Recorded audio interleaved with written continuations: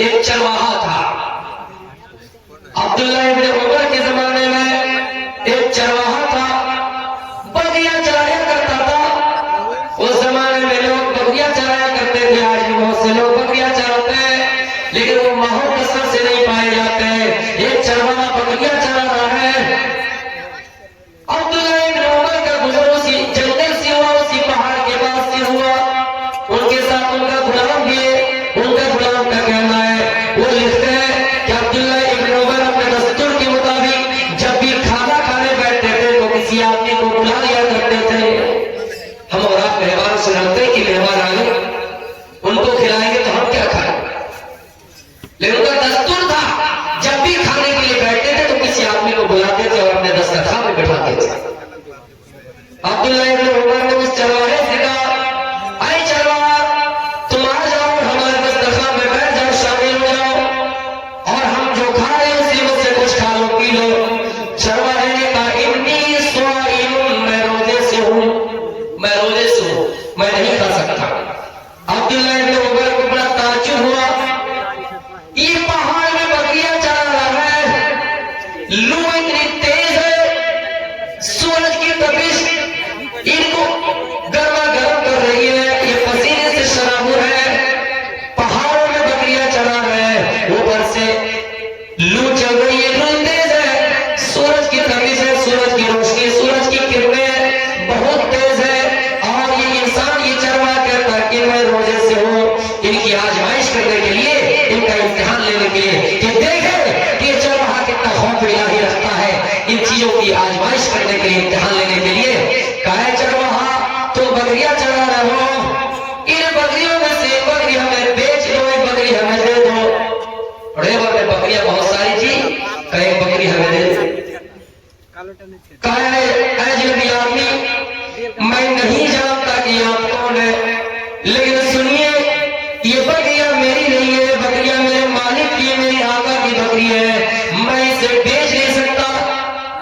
अब्दुल्लाह इब्न उमर ने कहा, चला, अरे चरवाहा, तुम एक बकरी मुझे बेच दो, मैं उसको ज़िबा करूंगा, काटूंगा, उसका खाल उड़ाऊंगा और जंगलों में फेंक आऊंगा, उनकी हड्डियों को, उनके चमड़े को जंगलों में फेंक दूंगा।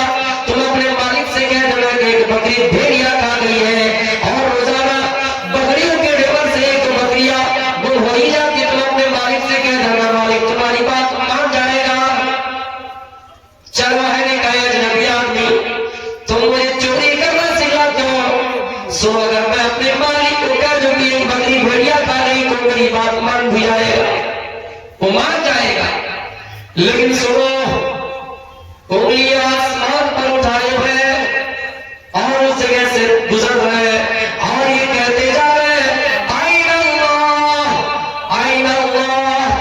अजनबी आदमी, ये बताओ कि अल्लाह कहाँ है, अल्लाह कहाँ है, अल्लाह कहाँ है।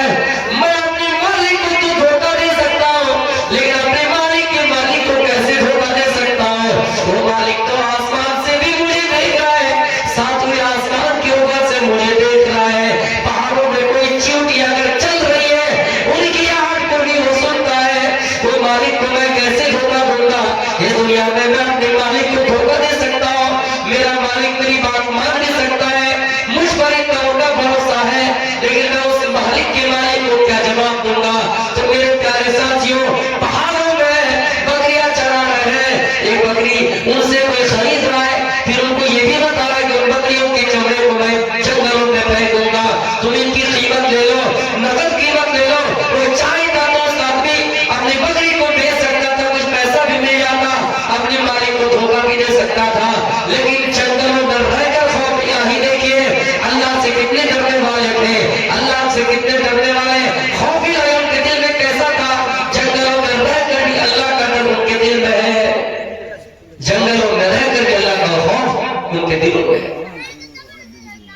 मेरे प्यारे साथियों, अब्दुल्लाह इब्न उमर ने कहा, अरे चरवाहा, तुम किसी के गुलाम हो, और गुलाम जब किसी मालिक के पास रहता है तो मालिक के अंदर में होता है, मालिक से वो इजाजत लेता है नमाज पढ़ने की, मालिक से वो इजाजत लेता है यहाँ जाने की, वहां जाने की, इबादत करने की।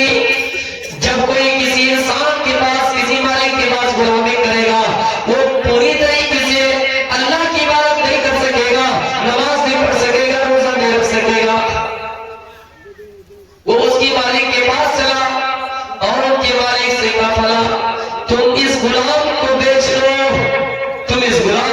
से जो भी रकम तय किया, उसके बाद गुलाम को खरीद लिया और खरीद कर गुलाम को आजाद कर दिया। जितनी बकरियां थी खरीद ली और खरीद कर उस गुलाम को दे भाई।